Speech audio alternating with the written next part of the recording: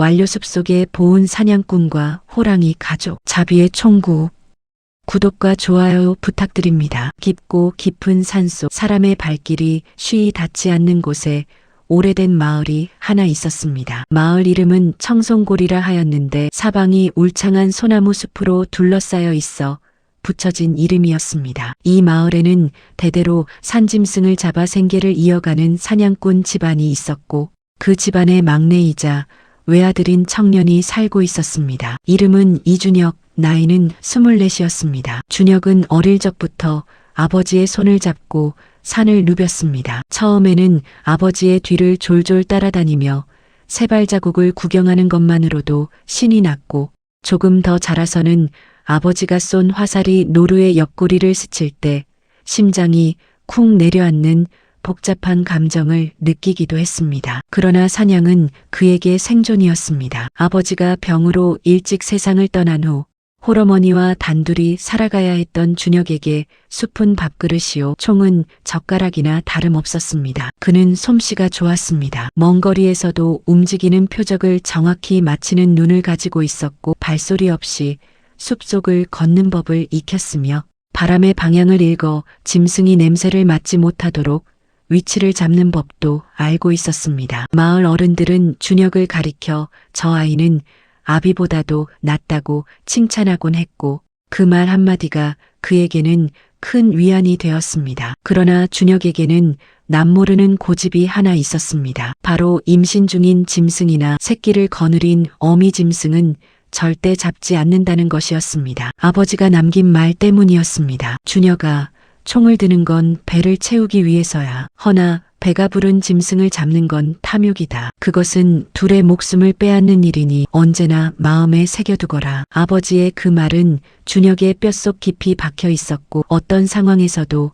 흔들리지 않는 신념이 되어 있었습니다. 그의 가을이 막 깊어지던 무렵이었습니다. 하늘은 청명하게 높았고 낙엽은 울긋불긋 물들어 숲을 온통 붉고 노란 빛깔로 물들이고 있었습니다. 준혁은 새벽녘에 집을 나서 오래된 사냥길을 따라 산 중턱을 향해 걸어 올라갔습니다. 이슬이 맺힌 풀잎들이 그의 발목을 적셨고 멀리서 까치 한 마리가 시끄럽게 울어댔습니다. 준혁은 그것이 불길한 징조인지 아니면 그저 아침 인사인지 알 수 없었으나 총을 더 단단히 쥐고 걸음을 옮겼습니다. 숲은 고요했습니다. 바람 한 점 없는 오전이었고 낙엽 밟히는 소리만이 조용한 산속에 울려 퍼졌습니다. 준혁은 발걸음을 더욱 조심스럽게 하면서 큰 바위 뒤에 몸을 숨겼습니다. 시야에 뭔가가 움직이는 기척이 느껴졌기 때문입니다. 그는 천천히 고개를 내밀었습니다. 그리고 그 순간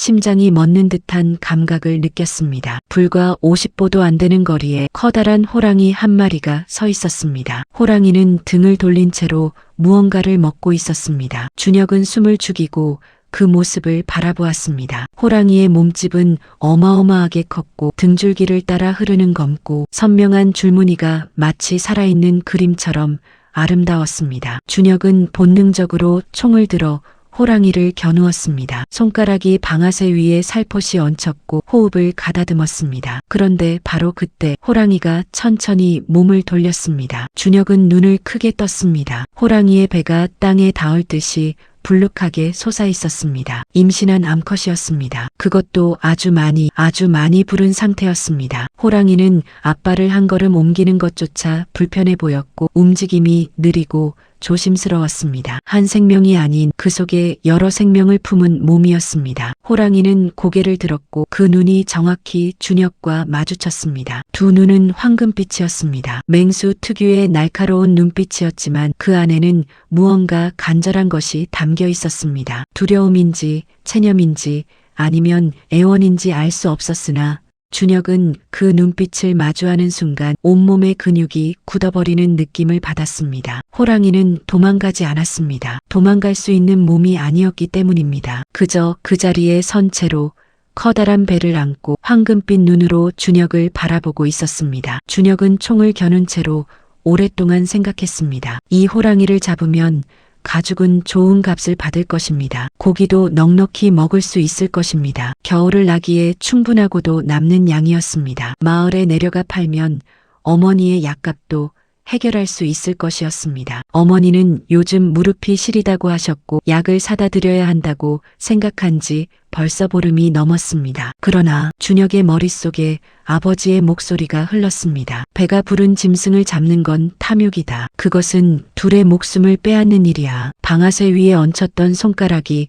천천히 풀렸습니다. 준혁은 아주 천천히 총구를 아래로 향했습니다. 호랑이는 여전히 움직이지 않고 그를 바라보고 있었습니다. 준혁은 총을 완전히 내린 후 뒤로 한 걸음 또 한 걸음 천천히 물러났습니다. 호랑이에게서 눈을 떼지 않으면서 최대한 자연스럽게 위협이 되지 않도록 몸을 낮추고 물러났습니다. 그리고 몇 걸음을 물러난 후 준혁은 천천히 몸을 돌렸습니다. 그리고 그 자리를 떠났습니다. 집으로 돌아오는 길 내내 준혁은 마음이 복잡했습니다. 잘한 것인지 아니면 어리석은 짓을 한 것인지 알 수 없었습니다. 빈손으로 집에 돌아와야 하는 허탈함도 있었고 그렇게 쉽게 잡을 수 있는 것을 그냥 두고 왔다는 아쉬움도 있었습니다. 그러나 동시에 아버지의 말씀을 지켰다는 안도감도 있었습니다. 그리고 무엇보다 그 황금빛 눈을 마주했을 때 느꼈던 그 묘한 감각이 가슴속에 남아 있었습니다. 그것은 말로 표현하기 어려운 무언가였습니다. 인간과 짐승이 눈을 마주쳤을 때 생겨나는 어떤 조용한 약속 같은 것이었습니다. 그날 밤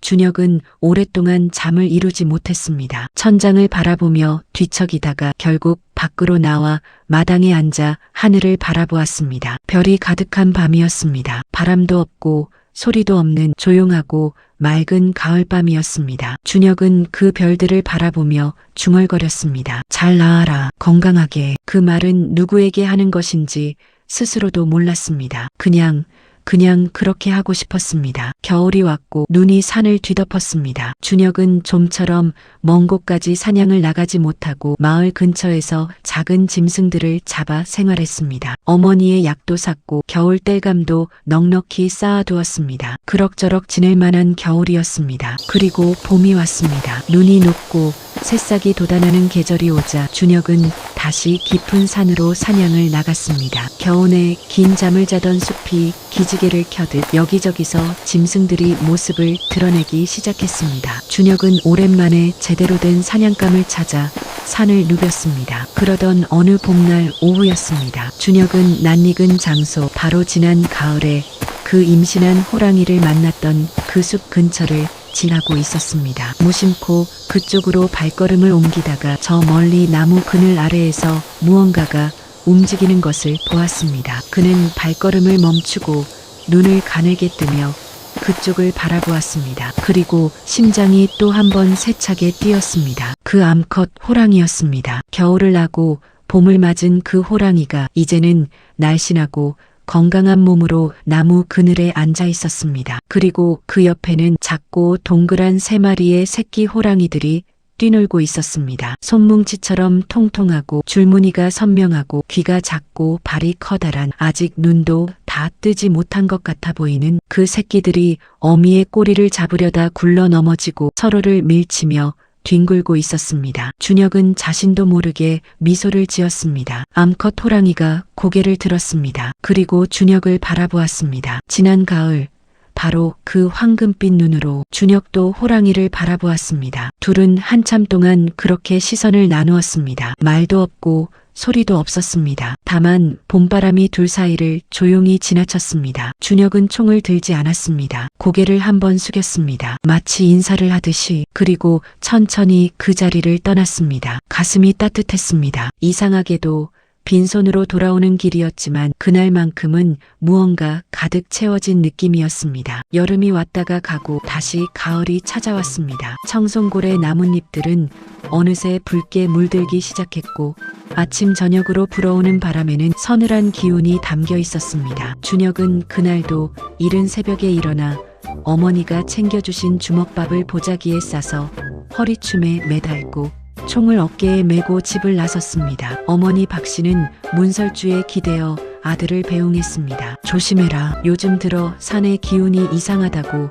마을 어른들이 그러시더구나. 걱정 마세요, 어머니. 금방 다녀올게요. 준혁은 씩씩하게 손을 흔들며 걷기 시작했습니다. 어머니의 말씀이 마음에 조금 걸렸지만 사냥꾼의 직감으로는 그날 날씨가 좋고 바람의 방향이 좋아 짐승들이 많이 움직일 것 같았습니다. 사냥감이 풍성할 것이라는 확신이 있었습니다. 그런데 이상한 일이 벌어진 것은 사냥을 마치고 집으로 돌아오던 오후였습니다. 한낮에 햇살이 기울어지기 시작하던 시간, 준혁은 발걸음을 재촉하며 집 방향으로 내려오다가 멀리서 자신의 집 마당이 보이는 지점에 이르렀습니다. 그런데 뭔가가 이상했습니다. 집 앞에 무언가 커다란 것이 놓여 있었습니다. 가까이 다가갈수록 그것의 형태가 뚜렷해졌습니다. 멧돼지였습니다. 그것도 아주 살이 오른 건강한 성체 멧돼지 한 마리가 집 앞에 가지런히 놓여 있었습니다. 이미 숨이 끊어진 상태였고 상처는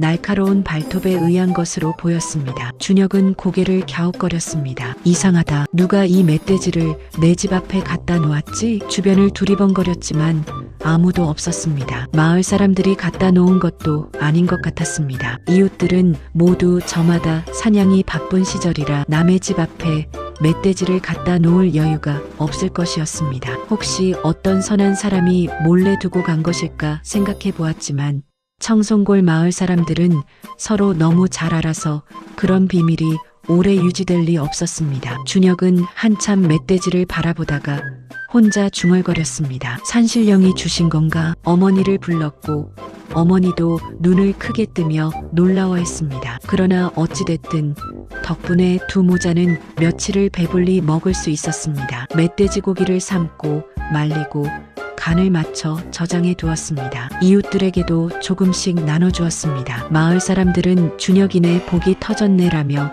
부러워했습니다. 그러나 준혁은 마음 한켠에 이상한 예감을 품고 있었습니다. 혹시 그게 아닐까? 며칠 후 그 예감이 현실이 되었습니다. 그날 밤은 달이 유독 밝았습니다. 구름 한 점 없는 하늘에 보름달이 떠 있었고 그 달빛이 마당에 고스란히 쏟아져 내렸습니다. 준혁은 잠자리에 들었지만 쉬이 잠이 오지 않았습니다. 뒤척이다가 문득 밖에서 묵직한 발소리가 들려왔습니다. 한 발짝, 두 발짝, 쿵쿵 짐승의 발소리였습니다. 그것도 아주 크고 무거운 짐승의. 준혁은 몸을 일으켜 조용히 벽 쪽으로 다가가 무늬 틈새로 밖을 내다보았습니다. 그리고 그의 입에서 작은 탄성이 새어나왔습니다. 달빛 아래 그 호랑이가 서 있었습니다. 지난 가을에 임신해서 배가 불렀던 봄에 새끼 3마리를 낳아 기르던 그 암컷 호랑이였습니다. 이제는 완전히 다 자란 당당하고 아름다운 모습으로, 그리고 그 옆에 이제는 제법 커진 새끼 3마리가 함께 있었습니다. 몸집이 어미의 절반쯤 되어 보이는 젊은 호랑이들이었습니다. 호랑이의 입에는 커다란 노루 한 마리가 물려 있었습니다. 어미 호랑이는 조용히 마당으로 걸어 들어와 입에 물고 있던 노루를 집 앞에 가만히 내려놓았습니다. 그리고 고개를 들어 문틈으로 자신을 지켜보고 있는 준혁과 눈을 마주쳤습니다. 준혁은 숨을 멈췄습니다. 황금빛 눈이었습니다. 지난 가을 총구 앞에서 그를 바라보던 바로 그 눈빛이었습니다. 그러나 그 눈빛에 담긴 것이 달라져 있었습니다. 두려움도 체념도 아닌 깊고 고요한 감사였습니다. 준혁은 가슴이 뜨거워지는 것을 느꼈습니다. 그는 천천히 문을 열고 밖으로 나갔습니다. 호랑이 가족은 달아나지 않았습니다. 새끼들이 잠깐 뒤로 물러서는 듯 하더니 어미가 낮고 부드러운 소리로 무언가를 말하자 다시 제자리로 돌아왔습니다. 준혁은 마당 한가운데에 서서 그들을 바라보았습니다. 달빛이 그를 감쌌고 4마리의 호랑이가 그를 바라보았습니다. 준혁은 말없이 고개를 숙였습니다. 어미 호랑이도 고개를 천천히 숙였습니다. 마치 인사를 받는 것처럼 새끼 3마리가 어미를 따라 저마다 마당을 한 바퀴씩 돌았습니다. 발소리가 쿵쿵쿵 울렸지만 조용했습니다. 그것은 어떤 의식처럼 보였습니다. 집을 돌고 사람을 확인하고 냄새를 새기는 그런 의식. 그리고 어미 호랑이가 준혁에게 가까이 다가왔습니다. 준혁은 움직이지 않았습니다. 두렵지 않았습니다. 아니, 두려운 마음이 없었다고 하면 거짓말이겠지만 그 두려움보다 더 강한 무언가가 그를 꼿꼿이 서 있게 만들었습니다. 호랑이는 준혁이 앞에서 멈추었습니다. 그리고 커다란 코를 벌름거리며 그의 냄새를 맡았습니다. 준혁은 숨을 천천히 내쉬었습니다. 호랑이의 뜨거운 숨결이 그의 손등에 닿았습니다. 잠시 후 어미 호랑이는 천천히 몸을 돌렸습니다. 그리고 새끼들을 이끌고 마당을 벗어나 숲의 어둠 속으로 사라졌습니다. 준혁은 한동안 그 자리에 서 있었습니다. 달이 중천에 떠 있었고 노루는 마당에 놓여 있었고 숲은 다시 고요해졌습니다. 그는 마침내 숨을 크게 내쉬었습니다. 고마워. 그 말은 호랑이를 향한 것이었는지 하늘을 향한 것이었는지 먼저 떠난 아버지를 향한 것이었는지 알 수 없었습니다. 그냥 감사했습니다. 아무 이유 없이 그냥 감사하고 또 감사했습니다. 그 일이 있고 난 후 이상한 일들이 잇따라 일어났습니다. 마을에 사나운 멧돼지떼가 밭을 망가뜨리는 일이 있었는데 유독 준혁의 밭만은 건드리지 않았습니다. 마을 어귀에 곰이 출몰해 사람들이 무서워 한동안 산에 가지 못했는데 그 곰은 준혁의 집 근처에는 얼씬도 하지 않았습니다. 어느 날 밤에는 낯선 도둑이 마을로 숨어들어 곳곳에 창고를 털었는데 준혁의 집 앞에서는 사람들이 커다란 발자국 흔적을 발견했다고 했습니다. 호랑이 발자국이었습니다. 마을 어른들은 고개를 절레절레 흔들었습니다. 준혁이 저 아이 무슨 덕을 쌓았길래 호랑이가 집을 지켜주는 게야. 준혁은 그 말에 대답 대신 그냥 웃었습니다. 무슨 덕을 쌓은 것이 아니었습니다. 그저 아버지의 말씀을 따랐을 뿐이었습니다. 배가 부른 짐승을 죽이지 않았을 뿐이었습니다. 그저 그것뿐이었습니다. 그러나 그 하나의 선택이 만들어낸 파문은 생각보다 훨씬 넓고 훨씬 깊었습니다. 그 이듬해 봄 마을에 큰일이 생겼습니다. 마을에서 제일 어린아이가 산에서 길을 잃었습니다. 겨우 6살 난 남자아이였는데 어른들 몰래 나비를 쫓다가 숲속으로 들어가 길을 잃어버린 것이었습니다. 마을 사람들이 모두 나서서 밤늦게까지 아이를 찾았지만 울창한 숲은 너무도 넓었고 밤이 깊어질수록 찾기가 어려워졌습니다. 준혁도 손에 횃불을 들고 산을 헤맸습니다. 그러다가 문득 어느 방향에서 낮고 부드러운 그러나 분명한 울음소리가 들려왔습니다. 호랑이였습니다. 한 번, 또 한 번 특정한 방향에서 규칙적으로 들려오는 울음소리였습니다. 준혁은 그 소리를 따라갔습니다. 다른 마을 사람들은 겁에 질려 뒤로 물러섰지만 준혁만은 그 소리를 향해 걸음을 옮겼습니다. 횃불을 높이 들고 조심조심 걸어갔습니다. 그리고 그곳에 길을 잃고 나무 아래 웅크려 울고 있는 아이가 있었습니다. 그리고 그 아이 곁에 어미 호랑이가 앉아 있었습니다. 아이를 향해 앉아 있는 것이 아니라 아이의 등 뒤에서 밤바람과 무서운 것들로부터 아이를 지켜주듯이. 준혁이 다가가자 어미 호랑이는 조용히 일어나 숲속으로 사라졌습니다. 아이는 울먹이며 준혁에게 달려왔습니다. 아저씨, 저기 저 큰 고양이가 있었어요. 무섭지 않았어요. 따뜻했어요. 준혁은 아이를 품에 안고 눈물이 날 것 같은 것을 꾹 참았습니다. 숲은 고요했고 어둠 속 어딘가에서 황금빛 눈이 빛나고 있었습니다. 여기까지 재미있으셨나요? 구독과 좋아요는 영상 제작에 큰 도움이 됩니다. 아이를 찾아 마을로 돌아온 이후 준혁의 이름은 청송골을 넘어 인근 마을들까지 퍼져나갔습니다. 사람들은 저마다 다른 방식으로 그 이야기를 전했습니다. 어떤 사람은 호랑이를 부릴 줄 아는 신기한 사냥꾼이 있다고 했고, 어떤 사람은 산신령의 선택을 받은 인물이라고 했습니다. 또 어떤 이는 덕을 쌓으면 짐승도 알아본다며 교훈처럼 이야기를 전했습니다. 준혁은 그 어떤 말도 굳이 정정하거나 부정하지 않았습니다. 다만 사람들이 자신을 대단한 사람으로 여기는 것이 불편했습니다. 자신이 한 일은 단지 그 자리에서 총을 쏘지 않은 것뿐이었으니까요. 그 선택이 이토록 많은 것을 바꿔놓을 줄은 그도 몰랐습니다. 그러나 이제 준혁은 달라져 있었습니다. 사냥꾼이라는 정체성은 그대로였지만 그 안의 태도가 변해 있었습니다. 준혁은 더 이상 마구잡이로 사냥을 하지 않았습니다. 꼭 필요한 만큼만,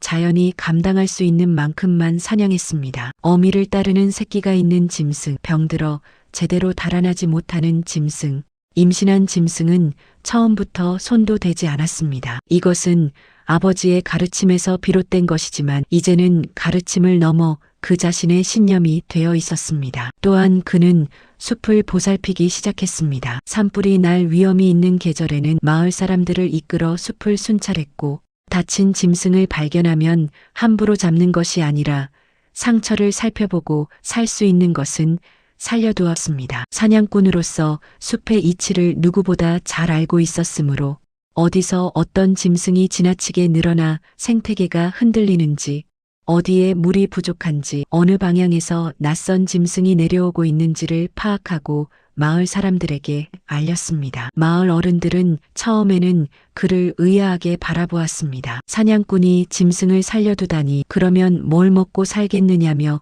걱정하는 이도 있었고 쓸데없이 감상적인 놈이라며 핀잔을 주는 이도 있었습니다. 그러나 시간이 지날수록 준혁이 관리하는 구역의 숲은 다른 곳보다 훨씬 풍요로워졌습니다. 짐승의 수가 균형을 이루었고 식물이 잘 자랐으며 물이 마르지 않았습니다. 오히려 사냥감이 풍성해졌습니다. 멀리서 사냥꾼들이 찾아와 준혁에게 가르침을 구하기도 했습니다. 그제야 마을 어른들도 고개를 끄덕였습니다. 저 아이가 숲을 읽는구나. 세월이 흘렀습니다. 준혁은 30이 되었고 일은 30이 지났습니다. 청송골에는 젊은 사람들이 하나둘 마을을 떠나 도시로 향하는 일이 늘었지만 준혁은 청송골을 떠나지 않았습니다. 그에게는 이 숲이 집이었고 어머니가 있었고 그리고 무엇보다 이곳에는 돌봐야 할 것들이 있었습니다. 어미 호랑이는 계속해서 가끔씩 모습을 드러냈습니다. 늘 그런 것은 아니었습니다. 몇 달씩 모습을 보이지 않다가 문득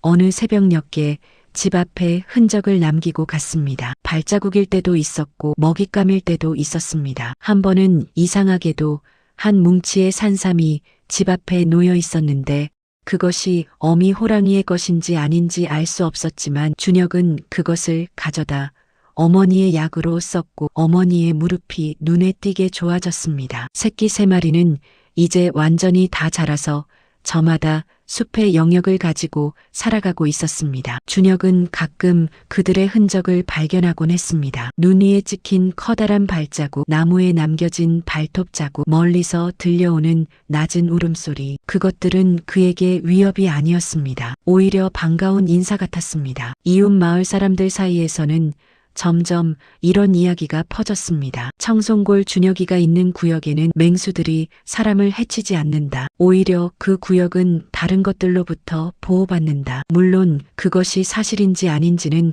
알 수 없었습니다. 하지만 분명한 것은 준혁이 관리하는 숲에서 사람이 짐승에게 해를 입는 일이 한 번도 없었다는 것이었습니다. 그로부터 몇 해가 더 지났습니다. 준혁의 어머니가 세상을 떠난 것은 그가 35이 되던 해였습니다. 가을이 깊어지던 날 밤 어머니는 조용히 눈을 감았습니다. 고통 없이 편안하게. 준혁은 밤새 어머니 곁에 앉아 있었고 새벽이 밝아올 무렵 눈물을 흘렸습니다. 그 새벽 집 밖에서 소리가 들렸습니다. 준혁은 문을 열었습니다. 어미 호랑이가 와 있었습니다. 이제는 나이가 든 호랑이였습니다. 털에는 군데군데 흰빛이 섞여 있었고 걸음이 조금 느려져 있었습니다. 그러나 그 황금빛 눈만은 여전했습니다. 깊고 맑고 따뜻한 그 눈이. 호랑이는 마당에 와서 그냥 앉아 있었습니다. 먹잇감을 가져온 것도 아니었고 무언가를 요구하는 것도 아니었습니다. 그냥 거기 있었습니다. 마치 함께 슬픔을 나누러 온 것처럼. 준혁은 문지방에 걸터 앉아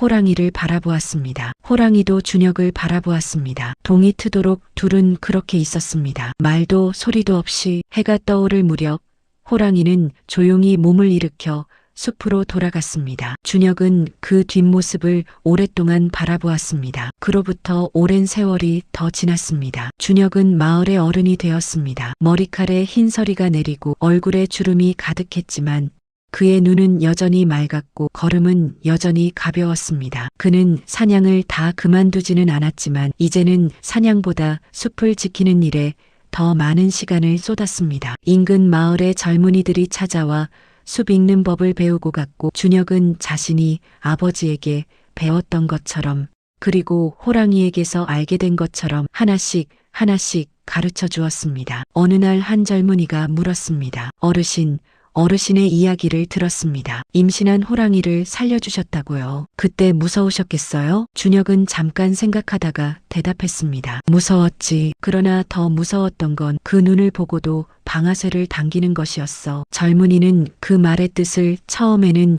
이해하지 못했습니다. 그러나 오래 생각하고 나서야 알게 되었습니다. 힘이 있을 때 그 힘을 쓰지 않는 것, 그것이 진짜 용기라는 것을. 준혁이 노인이 되던 해 어미 호랑이의 흔적이 더 이상 발견되지 않게 되었습니다. 마지막으로 그 호랑이를 본 것이 언제였는지 준혁은 기억하지 못했습니다. 다만 어느 날 아침 숲으로 들어갔다가 오래된 나무 아래에서 낡은 발자국 흔적을 발견했습니다. 거기서 한참을 앉아 있었습니다. 그 호랑이는 오래 살았습니다. 호랑이의 수명으로는 충분히 넉넉히 오래 살았습니다. 새끼 3마리를 키웠고 그 새끼들도 저마다의 새끼를 낳았습니다. 청송골 숲에는 그 피를 이은 호랑이들이 여전히 살고 있었습니다. 그것으로 충분했습니다. 준혁은 혼자 중얼거렸습니다. 잘 살았어. 고마웠어. 바람이 불었습니다. 나뭇잎들이 흔들렸습니다. 숲이 깊고 조용하게 숨을 쉬었습니다. 청송골에는 지금도 그 이야기가 전해집니다. 임신한 호랑이 앞에서 총을 내렸던 젊은 사냥꾼의 이야기, 그리고 그 한 번의 자비가 만들어낸 사람과 짐승 사이의 오래고 따뜻한 신뢰의 이야기. 사람들은 말합니다. 자비는 되돌아온다. 다만 우리가 예상하지 못한 방식으로. 준혁은 하나의 목숨을 살렸습니다. 아니, 정확히는 하나의 목숨을 빼앗지 않았습니다. 그런데 그 선택이 여러 생명을 살렸고, 한 아이를 구했고, 한 숲을 지켰고, 그리고 그 자신의 삶을 풍요롭게 만들었습니다. 세상에는 때로 이런 일이 있습니다. 가장 소박한 선택이 가장 크고 오래된 울림을 만들어내는 일이, 총을 내리는 그 짧은 순간이 평생의 이야기가 되는 일이. 숲은 오늘도 살아 숨쉽니다. 청송골의 나무들은 오래오래 자랐고 그 사이로 바람이 흐르고 짐승들이 지나다닙니다. 가끔 밤이 되면 숲 어딘가에서 낮고 부드러운 호랑이 울음소리가 들린다고 합니다. 그것이 위협인지 인사인지 아니면 오래된 기억인지는 아무도 모릅니다. 다만 청송골 사람들은 그 소리를 들으면 무서워하지 않습니다. 오히려 고개를 끄덕이며 이렇게 말합니다. 오늘도 숲이 우리를 지켜주는구나. 그 믿음은 오래전 한 젊은 사냥꾼이 임신한 호랑이 앞에서 총구를 내렸던 그 순간으로부터 시작되었습니다. 이 이야기는 생명의 소중함과 자연과의 공존, 그리고 자비가 만들어내는 아름다운 순환에 대한 이야기입니다. 우리 모두 일상 속에서 작은 자비를 실천할 수 있다면 보다 더 따뜻한 세상이 되지 않을까요? 끝까지 시청해 주셔서 감사합니다. 오늘도 좋은 하루 되십시오.